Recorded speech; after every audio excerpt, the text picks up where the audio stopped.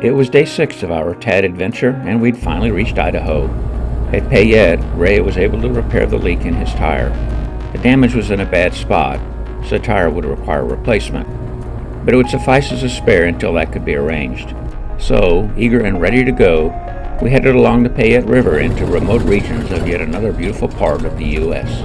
Good morning, everyone, and welcome to day 6 of TransAmerica Trail.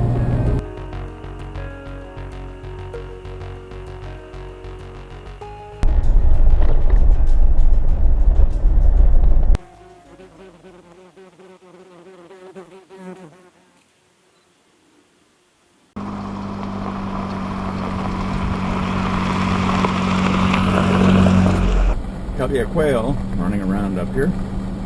Yep, there they go flying, about half dozen of them. Oh yeah, whole covey.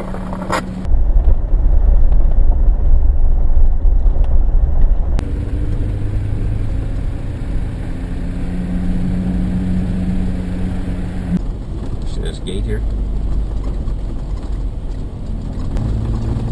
That's a gate.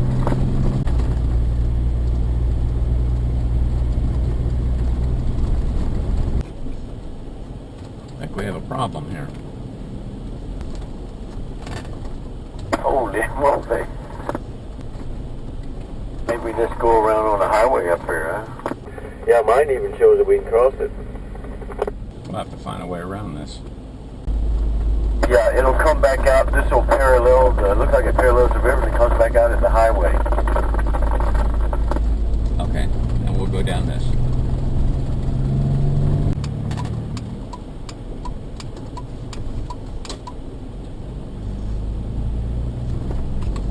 This is Schaefer Creek. I thought it was Harris Creek.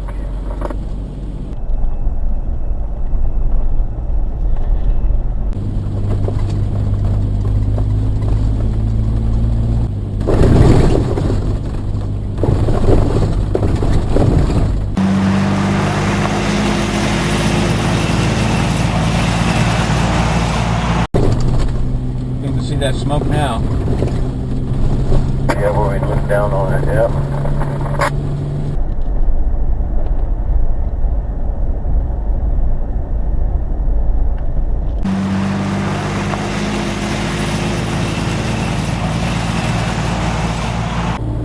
While we were passing through Idaho City, we noted a ranger station. So we stopped and spoke with the ranger and learned that the smoke here is not from any local fires that will affect our route. But we also learned Forest Service Road 227 is washed out. We're going to drive some paved roads around and pick up the TransAmerica Trail further along. Basically the same thing that we ended up doing in Oregon, but for a slightly different reason.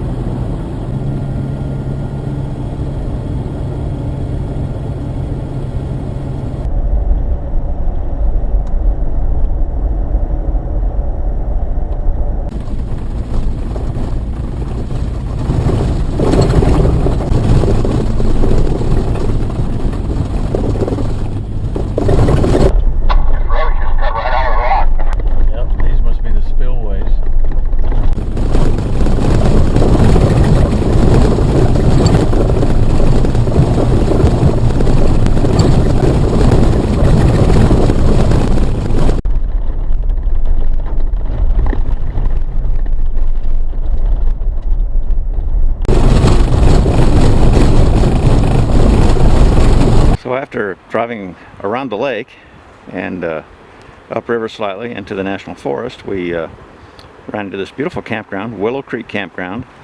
It is right on the edge of the flowing creek that is filling the lake, and just really pretty here.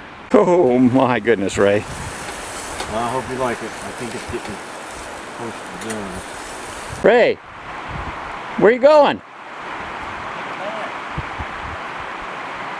Uh-oh. Nice campsite.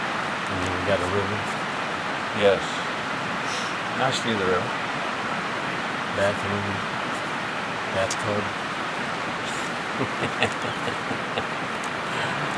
Yes. All the fresh water you could possibly need. Exactly.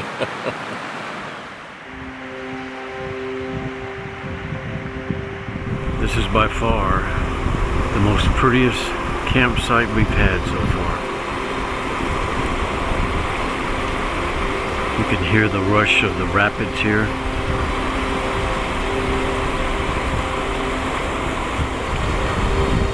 It is just spectacular.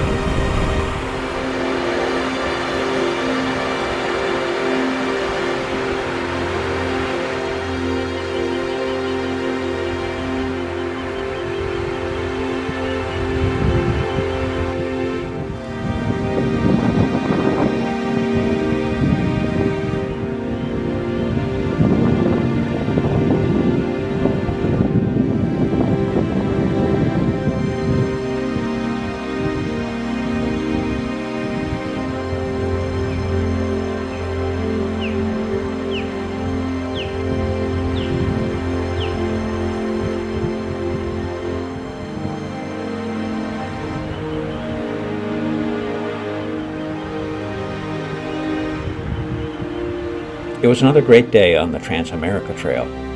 The road around Lucky Peak Lake afforded spectacular views, but was incredibly rough with washboard. It was with great relief that we quickly found a wonderful campsite at Willow Creek Campground in the Boise National Forest. Tomorrow we'd have to jump off the TAT to avoid the washed-out Forest Service Road 227.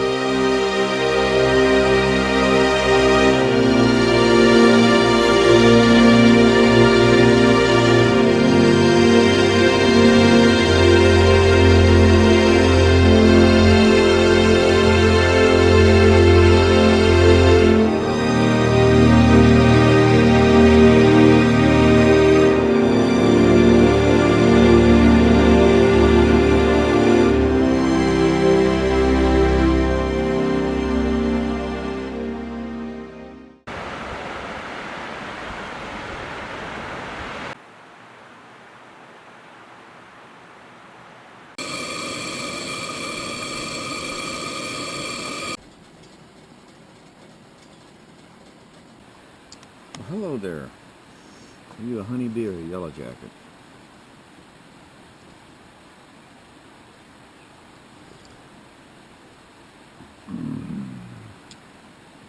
Okay, the problem we run into is right here. We're supposed to take this route over to Ketchum, and that's called 227. He's marked it on this map here. Yeah, he made a circle. I just got it. There it is right here. It's Right. 227 right here. Mm-hmm. That has had a rock fall. The route is closed. We're gonna head to Featherville, Right. And then here we can come down to here, and then we can come across. And then here we need to decide: do we want to really go back here to Ketchum, or would we rather just make up some time and just go directly to Arco? Good morning, everyone. Welcome to day 7 of the TransAmerica Trail. The road from Featherville to Ketchum, Forest Service Road 227, is closed. We learned that yesterday. So we're going to go down and pick up pavement, pick up the TransAmerica Trail somewhere further to the east.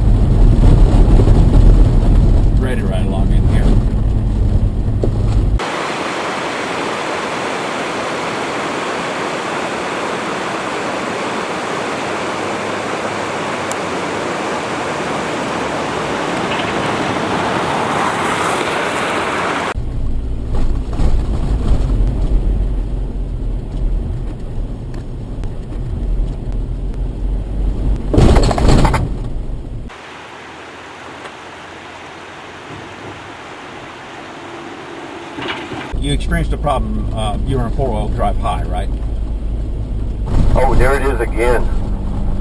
It must be brakes, Mark. Let me see if I can see what's going on. I'm gonna wait till you catch up. We're gonna see if we can figure out what's causing causing his Jeep to stop rolling forward. I was thinking if the U-joint went, that maybe that knuckle had dropped down. It's been scraping on the interior of the wheel. You can see right down there.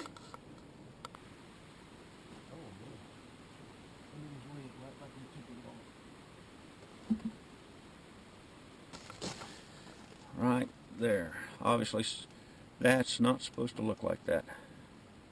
Found the problem. The caliper is held on by two bolts. Got a big bolt right here and a big hole right there where that bolt is supposed to go. I'm on my way back after having searched for the missing bolt from Ray's caliper, and no luck. Maybe Ray had better luck finding a different bolt that we could repurpose. Well, desperate times call for desperate measures, and found a little piece of wood dowel that fits in here perfectly, and see if we can put it in there. See right here, Mark? That's Yeah, where- I see it. Let's not break it. It's not moving at all. Okay. I think it's bottomed out. Gotcha. I'll leave it. We had found a piece of stick that closely fit the missing bolt hole. Using a Swiss Army knife, we carved it down to fit perfectly. MacIver would have been proud. That would keep the caliper from rotating around, locking up the wheel. But we didn't trust it to be strong enough for full braking. So Ray drove his Jeep slowly and four-wheel drive low, using engine compression to slow down and his handbrake when necessary to stop. We hoped to reach the small mountain town of Featherville, but it would require crossing the 7,200-foot pass along Pfeiffer Creek Road. It would be fair to say we were driving on a peg and a prayer.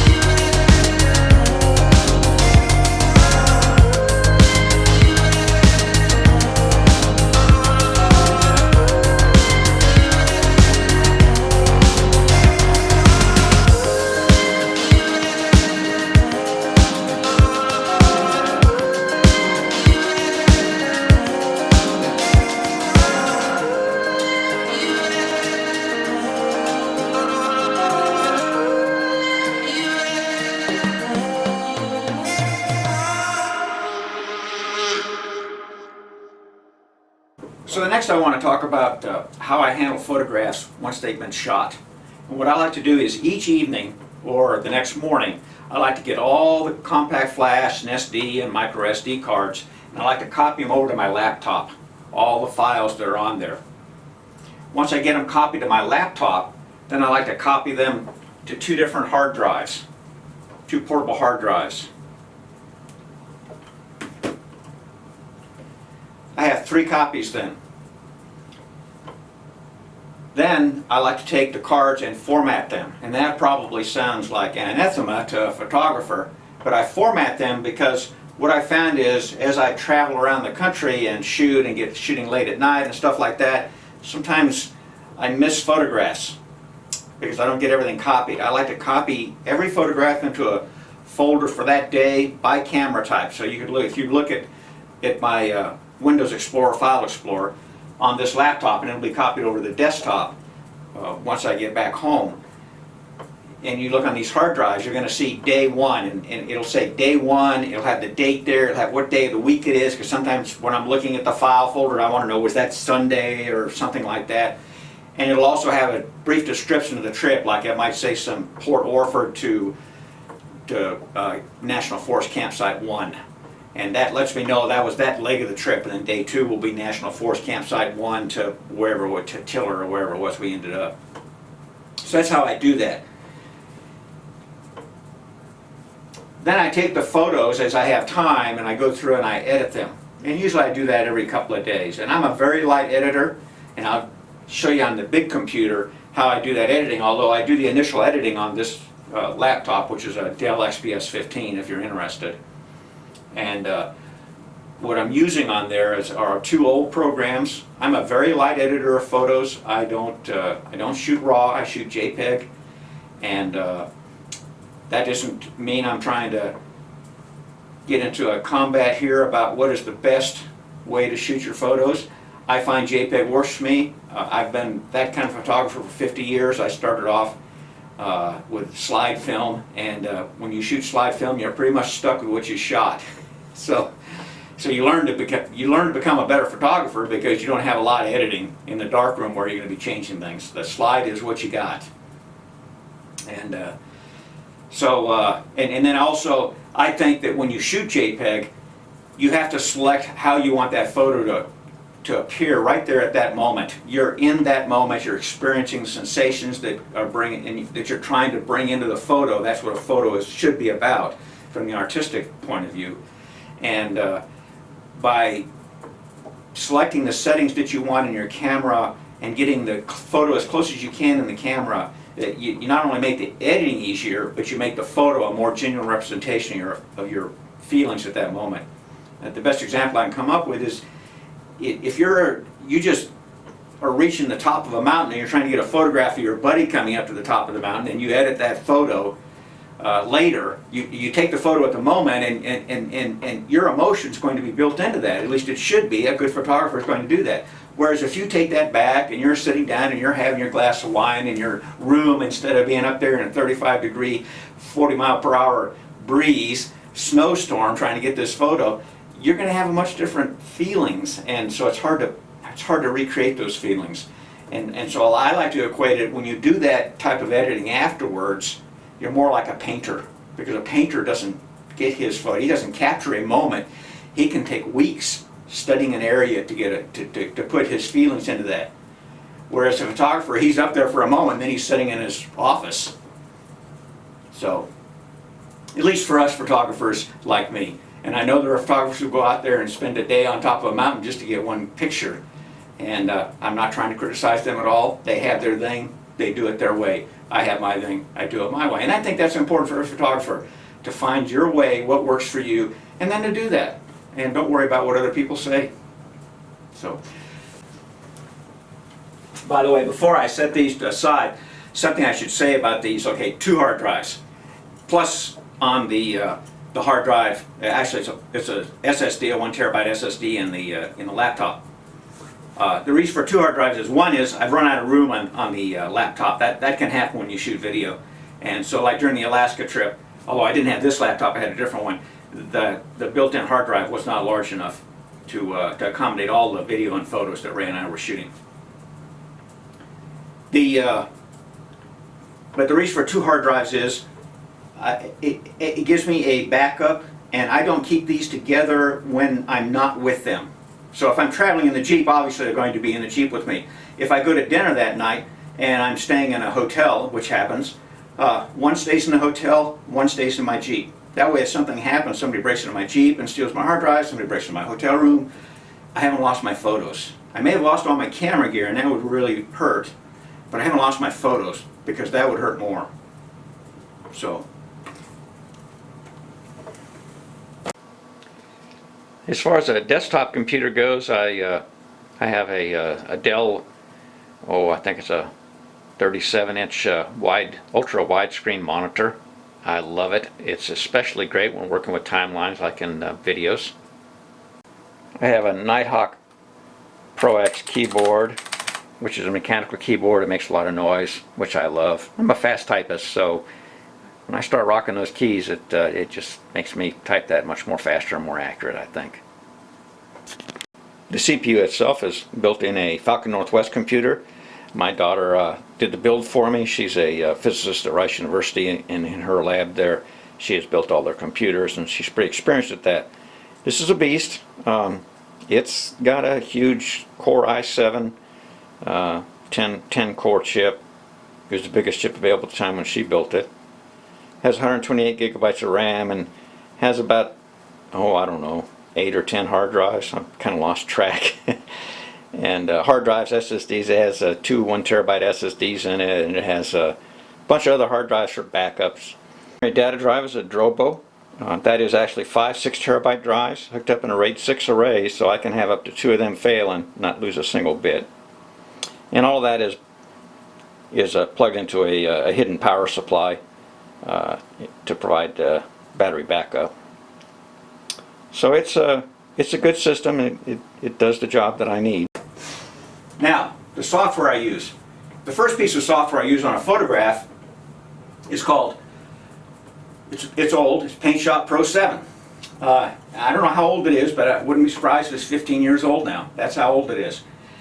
And all I'm going to do is I'm going to open it up, I'm going to adjust curves, I'm going to make sure it's a photograph I want, and I may play with the saturation and color temperature a little bit if I need to. Usually I do not need to adjust those because I should have taken care of those while I was shooting the photograph, but sometimes it happens, I want to change it a little bit. And that's pretty much all I'm going to do inside of that. There is a clone tool, so if I've got dust or something like that, I can take care of that. Maybe there was a speck got on the sensor. That happens occasionally, especially when you're changing lenses out in the field in these dirty environments that we sometimes operate in. So I can use the clone tool to clean that up. The second piece of software I use is the next version of Paint Shop Pro, JAS Paint Shop Pro 8. And there's a reason I use two different versions. When I open it up in the first version, my habit is to save it with a new file name. And so, you know, originally it comes out with a camera with some file name, like it might be IMG_2732. That's what Canon would put out. I actually have set my cameras up so they give a MD7 for the, MD are my initials of course, and 7 for the Canon 7D, and MD5 for the 5D. So I can look at the image number and tell which camera shot it and know it's my image, or at least it's an image from my cameras. And so if your camera permits that, I encourage you to set that up that way. But that's not the number I need. Well, I'll keep part of that number, but that's not what I'm really looking for.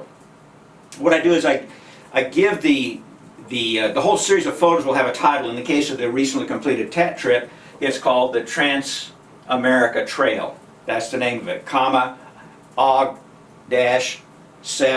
18, August to September 2018. So now I know when this event occurred.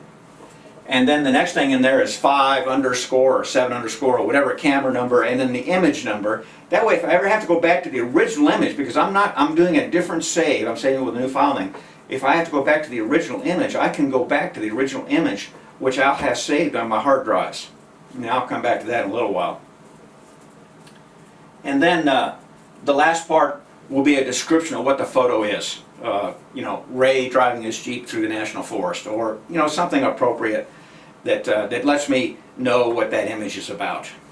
And I try and make it something forward-looking for me that I think I might search on in the future. So like if it's got a person in it, I'll almost always include their name. So that way if I need photos of Ray, I can search on photos of Ray and get all the photos of Ray, or many photos of Ray anyway.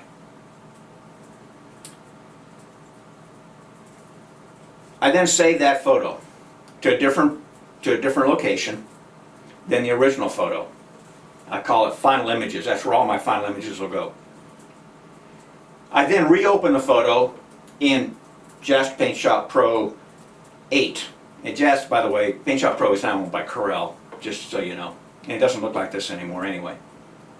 In Paint Shop Pro 8, they have a few tools that I like that Paint Shop Pro 7 doesn't have. But the reason I do this is because now when I save it, I'm just going to save the file. I'm going to close. It's going to say, "Do you want to save it?" And I'm going to say yes, and it'll save it. It'll overwrite the original file. But the original file is this renamed file. It's not the file that came out of the camera. That is safe, stored on several different places. The tools that I like to use in JAS Paint Shop Pro, I like to level the horizon in there if the horizon for some reason isn't level. And I like the sharpness tool in that. Generally you want to use the sharpness tool as the last thing you do before you save an image. Clarify, I think, does a little bit better job if I use Clarify. You do have to be careful with that because it can cause haloing effects. And there's a perspective correction tool in there. So if I want to try and straighten the image out a little bit, and maybe it's a little, like when the building looks like it's tilting back, you point the camera up, I can straighten that out using that tool. So those are a few of the tools that I use inside of that. Does it have the other tools that the other software has? Yeah, it has all those tools. And I could just go completely to Jazz Paint Shop Pro 8, but I like this 2 software method because the use of this is so much different than the use of this that it's automatic now for me to save this with a new file name, save that over the file I opened. So I don't have any problems with saying, oh shoot, I just overwrote my original file and I don't have any more copies. And I have copies. The last piece of software I use is my video editor. I bring my videos, my music, any WAV files I've created. I can use this, the voiceovers. Whoop. I shouldn't do that with a expensive macro lens. When you hear a voiceover, I recorded it with this. It's usable as just a regular old microphone. I can turn it on and make the voiceovers with this, and so that's what I use. Music files that I download from YouTube audio library, that's where my music generally comes from nowadays. All my video files, all my stills, it is CyberLink Power Director. And I think right now I'm using version 14. There are a couple of versions ahead of me. My experience is that their versions, the changes that they make in them, they don't help me much. It's a very powerful video editor. It lets you, for example, one of the more powerful tools, you don't even think about it until you have it, is it lets you take the audio track and shift it from the video track, so you can separate it. So maybe I got some great CB radio chatter, but the video that's with it isn't really that great. I can go ahead and shift that over to a different section of video and have it be better. I can also chop it up and have the person say different things. Sometimes the things don't come out quite in the order that you want them to in order to be brief for the purpose of having a video. Maybe you had a 20-second conversation. You say, well, if they'd said this first instead of last, I could cut that down to a 5-second conversation and be a 5-second clip in my video to keep the video shorter. Believe it or not, I think of this stuff. I'm trying to save time. And you're probably thinking, well, if you're trying to save time, Mark, why are you going on and on and on and on about this? Okay, I'm sorry.